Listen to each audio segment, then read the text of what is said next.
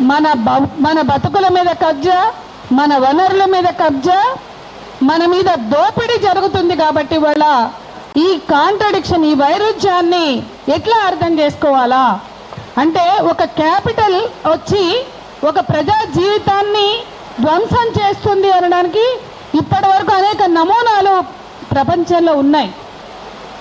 మన తెలంగాణలో ఇది దేశంలో ఉన్న సమస్య కావచ్చు, కానీ ఇప్పుడు మనం తెలంగాణకు పరిమితం అవుదాం. తెలంగాణలో ఈ సమస్య ఎంత పెద్దగా పెరిగిందంటే, అరే తెలంగాణ కోసం కొట్లాడి తెచ్చుకున్నటువంటి ఈ రాష్ట్రంలో ఆ రోజు మనం అన్ని కులాల గురించి మాట్లాడాం, అన్ని వృత్తుల గురించి మాట్లాడాం. మా అగ్గిపెట్టెలో పట్టే నేతగాళ్ళు, మా నేత కుటుంబాలు ఏం కావాలి, మా స్వర్ణకారులు ఏం కావాలి, ఇవన్నీ మాట్లాడాం. తెలంగాణ వచ్చింది. తెలంగాణ వచ్చినాక మరింత పెరిగింది వలస. అన్ని కంపెనీలలో, అన్ని దుకాణాలు, అన్ని అంటే ఒకప్పుడు కొన్నిటికే ఏదో చాట్ బిజినెస్లు కొన్ని మాత్రమే చేసిండ్రు, బంగారు బిజినెస్లు కొన్ని చేసిండ్రు, కానీ వాళ్ళు లేని రంగం లేదు. తెలంగాణ వచ్చినాక మేము కేటీఆర్కి రిప్రజెంట్ చేసినాం. అంటే తెలంగాణ ప్రజలకి ఒక కళలు లేవా?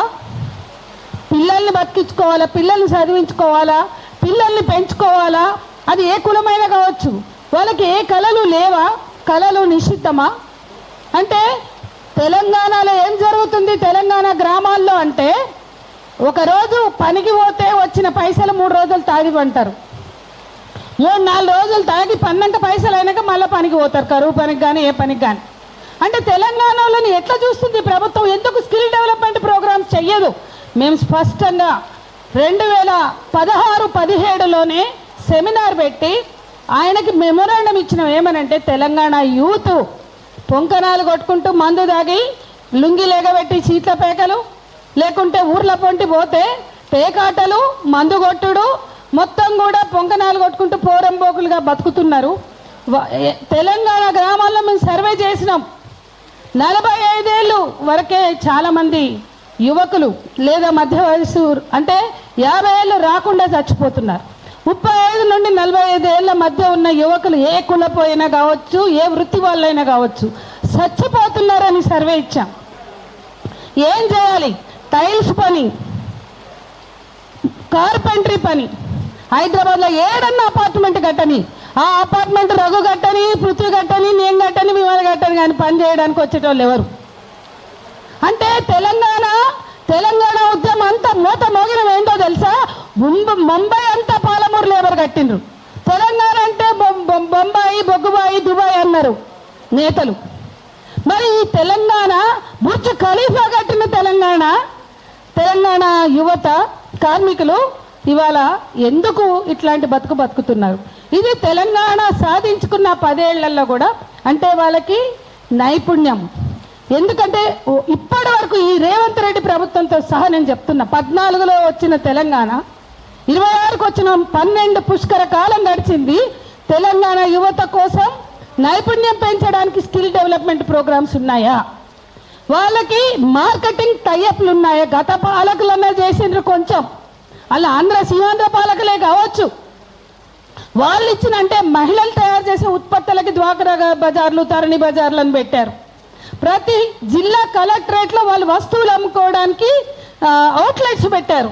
ఇవాళ ఉన్నాయా ఎక్కడైనా? ఆడవాళ్ళు అంటే వాళ్ళు తయారు చేసుకునే స్వయం ఉపాధి కావచ్చు, అట్లాగే స్వగృహ కావచ్చు, అట్లాగే గ్రామీణ ఉపాధి కావచ్చు, అట్లాగే చేనేత, ఇటువంటి ఖాదీ చిన్న పరిశ్రమలు కావచ్చు, వీటి పట్ల పాలసీ ఉంది ఈ ప్రభుత్వానికి. ఈ ప్రభుత్వం ఈ మార్కెటింగ్ టైప్ అంటే కులాలు తీయరు. లాండ్రీ పని, చెప్పులు కుట్టే పని, మంగళాల పని రిలయన్స్ వాడు వచ్చి చేస్తాడు. ఇక్కడ వాడు అవుట్లెట్లు పెడతాడు, వాడు మంగళ షాపులు తెరుస్తాడు, వాడు బంగారం షాపులు తెరుస్తారు, వాళ్ళు కూరగాయల షాపులు తెరుస్తారు. అంటే మన బతుకుల పట్ల, మన పేదవాళ్ళ పట్ల, మన మధ్యతరగతి ప్రజల పట్ల, మన వృత్తి కులాల పట్ల ఈ ప్రభుత్వాలకి పాలసీ లేదు. ఈ పోరాటం యువత కోసం అటువంటి పాలసీని రూపొందించడం కోసం ఉండాలి అనేది మొదటి సూచన. ఇవాళ ఇది మనం మార్వాడీల మీద గుడ్డి వ్యతిరేకత చేస్తున్నది కాదు, తెలంగాణ యువత భవిత కోసం ఇవాళ మన బతుకు భద్రత కోసం చేస్తున్నాం అనేది ఇది ఒక ఆత్మగౌరవ పోరాటం, అదే సమయంలో జీవన ప్రయాణం, జీవన భద్రత కోసం చేసే పోరాటం, ఉపాధి భద్రత కోసం చేసే పోరాటం. ఇది మన హక్కు. ఉపాధి భద్రత లేకుండా, ఆత్మగౌరవం లేకుండా తెలంగాణ అంశం ఉన్నదా? కాబట్టి ఉపాధి భద్రత కోసం చేసే ఈ పోరాటం అద్భుతమైన పోరాటం వీళ్ళు టేకప్ చేస్తుంది. ఏ పార్టీ ఏమైందండి? ఇవాళ ఈ తెలంగాణలో రాజకీయ పార్టీలు లేవా? ఒక్క రాజకీయ పార్టీ కూడా ఎందుకు స్పందించదు ఈ అంశం మీద? ఇవాళ ఆస్తులన్నీ ఎవరు కొంటున్నారు? మారోడోళ్ళు కొంటున్నారు. ఒకప్పుడు వాళ్ళ ఆస్తులు కొనలే, ఇలా సంపాదించి రాజస్థాన్లో ఇన్వెస్ట్ చేసుకున్నారు. కానీ వాళ్ళ ఆస్తులు మొత్తం హిమాయత్ నగర్, అశోక్ నగర్, ఏ ప్రాంతం పోండి, ఇండ్లు ఎవరు అమ్ముతున్నారు, ఎవరు కొంటున్నారంటే 100 ఇండ్లు అమ్మితే 90 ఇళ్ళు వాళ్ళే కొంటున్నారు. నిజమది. 100 బిల్డింగ్ పాతవి వీళ్ళు అవుట్స్కట్లకు పోతుంటే, అదేంటి మన మై హోమ్ భూజ ఇంకేదో అవతారం వీళ్ళు పోతుండ్రు అమ్ముకుని, ఈ ఇండ్లన్నీ వీళ్ళే కొనేస్తుండ్రు. ఇవాళ వాళ్ళు కంపెనీలు పెడుతున్నారు, షాపులు పెడుతున్నారు.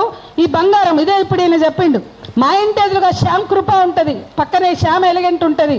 చిన్న ఫ్లాట్లో దిగిన వాళ్ళు ఒక పెద్ద స్థలం కొన్నారు, 6 అంతస్తులు 5 అంతస్తులు కట్టిండ్రు ఫ్యాక్టరీ. మళ్ళీ పక్కన శ్యామ్ ఎలిగెన్స్ ఒకటి, శ్యామ్ కృప పెట్టిండ్రు, 5 అంతస్తులు ఇటు పక్కన, ఇటు ఎదురుగా 5 అంతస్తులు పెట్టిండ్రు. మొత్తం బంగారం షాప్ పని అవుతుంది. ఒక్కడైనా బస్సులో వస్తారు, ఓల్డ్ సిటీలో ఎక్కడ వాళ్ళకి షెడ్లేసి పెట్టిండ్రు. ఒక్కళ్ళన్నా మన తెలంగాణ వాళ్ళే. 300 నుంచి 400 వరకు ఉంటారు పనోళ్ళు. మొత్తం రాజస్థాన్ వాళ్ళే. మొత్తం అంటే ఈ గడ్డ మీద 2 నంబర్ దందా చేసేటోళ్ళు, ట్యాక్సులు కట్టనోళ్ళు వీళ్ళు అక్కడి నుంచి లేబర్ని తీసుకొచ్చి పని చేయించుకుంటే ఈ ప్రభుత్వానికి ఒక పాలసీ ఉండొద్దా? మన లైవ్లీహుడ్ల గురించి నువ్వు స్థానికంగా కంపెనీ పెడితే, ఇప్పుడు మన దగ్గర ఈ నల్గొండ నార్కట్పల్లి అనేక కంపెనీలు ఉన్నాయి కదా, నార్కట్పల్లి అక్కడ రూల్ అప్లై అయింది, స్థానిక ఎంప్లాయ్మెంట్ ఇయ్యలే వాళ్ళు కూడా. అక్కడ ఆంధ్ర కమ్మోళ్ళు వాళ్ళు కంపెనీలు పెడితే వాళ్ళకే ఇస్తే దాని మీద ఉద్యమం నడిచి లోకల్ ఎంప్లాయ్మెంట్ ఇంత ఉండాలనే డిమాండ్ వచ్చింది. అంటే లోకల్ ఎంప్లాయ్మెంట్ అనే అంశాన్ని పక్కన పెట్టి ఇవాళ వాళ్ళందరూ దండుకోనేకి వాళ్ళు అయ్యే కానీ జాగిరా తెలంగాణ?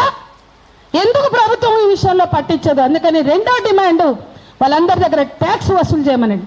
హ్యాబిట్స్లో ఉన్న బంగారు షాపులు, హైదరాబాద్లో ఉన్న బంగారు షాపులు, హైదరాబాద్లో ఉన్న అనేక గ్లాస్ ఇండస్ట్రీ నుంచి ఎలక్ట్రానిక్స్, లేకపోతే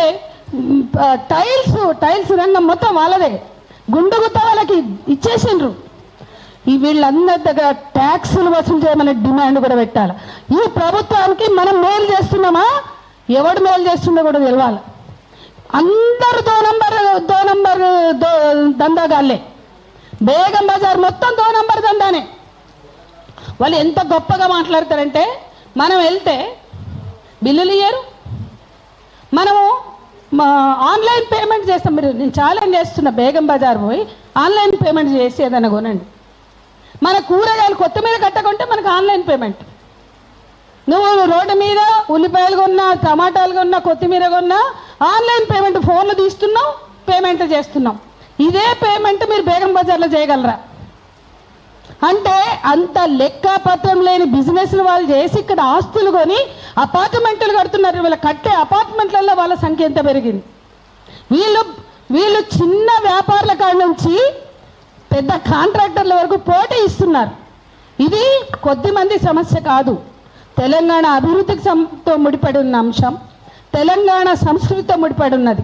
ఇక అపార్ట్మెంట్లు ఉంది. మా అపార్ట్మెంట్లో 44 మంది మేము ఉంటే, ఒకప్పుడు తెలుగు వాళ్ళం 25 మంది 26 మంది ఉండి, ఇప్పుడు 9 మందికి వచ్చినాం. కొనుక్కున్న అన్ని మానవుడే కొనుక్కున్నారు, గుజరాత్ వాళ్ళే కొనుక్కున్నారు. ఒక్క గణేష్ చవితి కూడా తెలుగు సాంప్రదాయంతో జరగదు.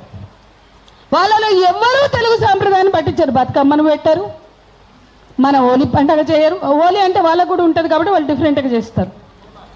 బోనాలు చేయరు, మన పండుగలు చేయరు, మన సంస్కృతిని చేయరు. ఇక మన రంగుల మీద నేనే వ్యక్తిగతంగా నా కొడుకు విషయంలో అనుభవించాను. నల్లగా ఉంటాడు, కార్లు దూడ్చేవాడిలాగా ఉంటాడు, మెకానిక్ షెడ్ వాడిలాగా ఉంటాడు, గట్లుంటాడు గిట్లుంటాడని 4వ తరగతి పిల్లవాడిని కామెంట్ చేస్తే మొత్తం గ్రూపులో పెట్టి దమ్ చేసిన. అరే మేము గట్లే ఉంటాం, మేము నల్లగానే ఉంటాం, మేము సౌత్ ఇండియన్స్, మేము డస్కీగా ఉంటాం, మేము తెలంగాణ వాళ్ళం, మేము గింతే ఉంటాం, మేము సౌత్ ఇండియన్స్ కాబట్టి. మీరు ఓండి, మీ పోరగాళ్ళని తీసుకుని మీరు గుజరాత్ ఓండి, మీరు రాజస్థాన్ పోండి, మీ సొంత మీ ఓన్ కమ్యూనిటీ, మీ ఓన్ కలర్స్ ఉంటాయి. మా దగ్గరకు వచ్చి మీ కలరు అంటే caste, religion, region, caste, colour, ఇంత డామినేషన్, ఇంత డిస్క్రిమినేషన్. వాళ్ళు ఎక్కడైనా తెలుగు మాట్లాడంగా చూసిండ్రా మీరు? వస్తువులు అమ్ముకోవడానికి మాత్రమే మాట్లాడతారు, బయట ఎక్కడ మాట్లాడరు. వాడు ట్యాక్సీ నడిపేటోడైనా, ఆటో నడిపేటోడైనా వాడి తెలుగు మాట్లాడాడు. మీరు చూడండి, మనం వాని భాష హిందీ భాష మార్చుకుని మాట్లాడుతున్నాం. ఈ అంశము దేశమంతా ఒకే భాష, హిందీ ఒక భాష అని రుద్దేటువంటి ఆధిపత్య భావజాలం నుంచి కూడా చూడాల్సిన అవసరం ఉంది. ఒకే భాష, ఒకే దేశం, పత్తికట్ట, ఇదంతా సొల్లు. ఒకే దేశం, ఒకే భాష, ఒకే సంస్కృతి కాదు. ఎవడి సంస్కృతి వాళ్ళకు ఉన్నది. కాబట్టి ఇది సాంస్కృతికంగా మన సార్ ఉన్నారు, దాన్ని అద్భుతంగా చెప్పగలరు. మన సంస్కృతి మీద కబ్జా జరుగుతుంది, మన భాష మీద కబ్జా జరుగుతుంది. బయటకు పోతే ఇక మనం కూడా హిందీ మాట్లాడతాం, మర్చిపోయినాం.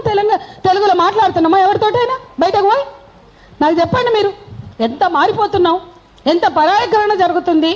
ఒక రకరకాల పరాయీకరణల గురించి మాట్లాడావు, ఇవాళ మార్వాడి పరాయీకరణని మనం మాట్లాడవలసిన సందర్భం ఉంది. అది మనం మార్వాడి భాష మాట్లాడకపోవచ్చు, హిందీ భాష మాట్లాడవచ్చు, కానీ చాలా లోతుగా పెనిట్రేట్ అవుతున్న అంశంగా దీన్ని మనం తెలంగాణ భాష, సంస్కృతి, ఉపాధి భద్రత, అస్తిత్వం అన్నిటి మీద కబ్జా పెడుతున్న అంశంగా చూడాలి. ఇంకా చివరిగా ఈ మధ్య ఆర్ఎస్ ప్రవీణ్ కుమార్ ఒక ప్రెస్ మీట్ పెట్టారు. 3,000 కోట్ల సోషల్ వెల్ఫేర్కి సంబంధించి స్కామ్ జరిగింది. డ్రగ్స్ పంపిన ఒక జైను, డ్రగ్స్ సప్లై చేసి అరెస్ట్ అయ్యి జైలుకి వెళ్ళొచ్చిన ఒక జైను ఈ కాంట్రాక్ట్, చింతామణి పేరుతో కాంట్రాక్ట్ తక్కించుకున్నాడు. అంటే డ్రగ్స్ కుంభకోణంలో ఇరుక్కుని జైలుకి వెళ్ళిన వాళ్ళకి స్కూల్ పిల్లల యూనిఫామ్స్